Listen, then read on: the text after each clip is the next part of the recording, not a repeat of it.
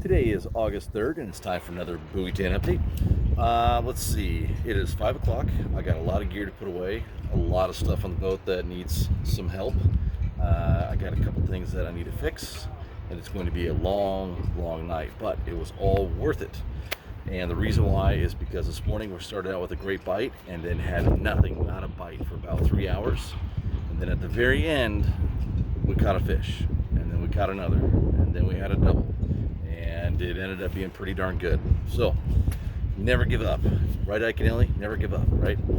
But it was definitely a grind today, and even though quitting time is usually around 3 o'clock, it's tough to stop when the fish are biting. That's why we're down here, right? The whole purpose is to come down here and catch fish, and it's not to look at your watch and go, well, boy, it's about that time, don't you think? No, it's time to make another pass is what time it is.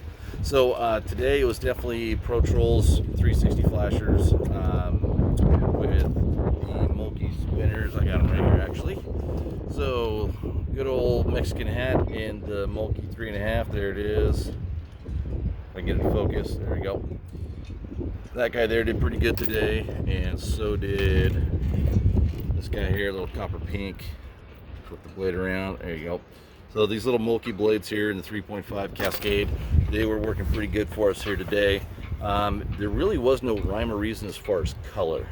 Those two, the copper pink and Mexican hat, did all right, but we had a light bulb that got bit. We got, oh heck, I don't remember all the ones. The Coast Guard, old school red and white, got bit pretty good today too.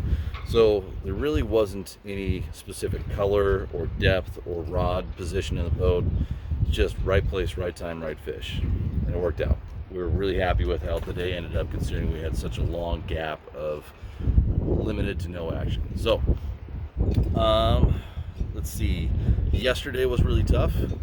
Today was better for sure, so hopefully that means there's more fish starting to push back in. The fish that we got today had sea lice on them, obviously, but what you can do is you can look at the sea lice and see if they're long-tail sea lice, which means that they're brand new fish, or if they're snubbed up, which the tails fall off within a few days.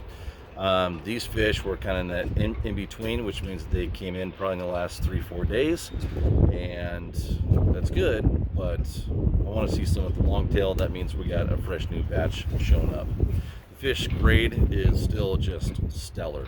I mean, it's awesome grade of fish being caught.